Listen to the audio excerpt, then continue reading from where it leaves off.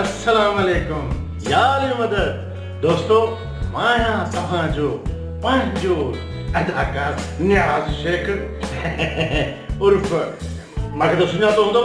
खोड़ीअ ते घुमरी ड्रामो मुंहिंजो हले थो KTN ते जंहिंमें मुंहिंजो नालो आहे लौंग जानवर जो पीर ऐं ॿियो ड्रामो हले थो मुंहिंजो सिंध टीवीअ ते मश्किरनि जो ॻोठ सीज़न 2 उनजो आहे ईदन जेको शैतानगिरीअ में मशहूरु आहे ऐं अञा त तव्हां मूंखे सुञाणींदा हूंदो गुलाम कादिर KTN पत्थर दुनिया वारो चांहि वारो अञा ॿुधायांव छा दर्दनि जो दरिया में निज़ाम नांग निज़ाम नांग है नांग जेके चखे मौत चखे यादि रखी छॾियो अकरी चौक अकरी ॻोठ बट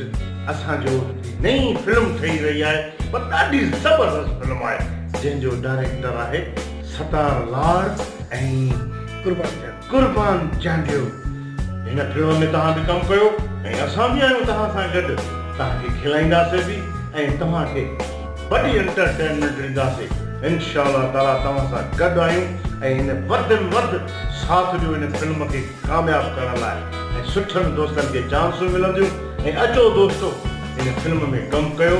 ऐं चांस वठो इन लाइ तव्हांखे वधि में वधि चांसूं मिलंदियूं इहा फिल्म ॾिसी टीवीअ वारा बि तव्हांखे वठी ईंदा पाण ॾेई करे यादि रखी छॾिजो असां बि तव्हां सां गॾु आहियूं ऐं मां बि उन फिल्म में आहियां सही आहे न तव्हां बि हुजिजो सतार लाड़ जी फिल्म अथव डायरेक्टर अथव सतार लाड़ जो कुर्बान चांडियो डायरेक्टर अथव कुर्बान चांडियो केॾो भलो माण्हू आहे ऐं सतार लाड़ बि केॾो भलो माण्हू आहे कुर्बान चांडियो जी डायरेक्शन में तव्हां हिकिड़ो दफ़ो कमु करे ॾिठो न तव्हांखे टीवीअ वारा ईअं खणी ईंदा ख़बर ई कान पवंदो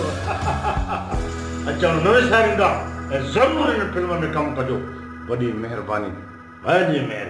करो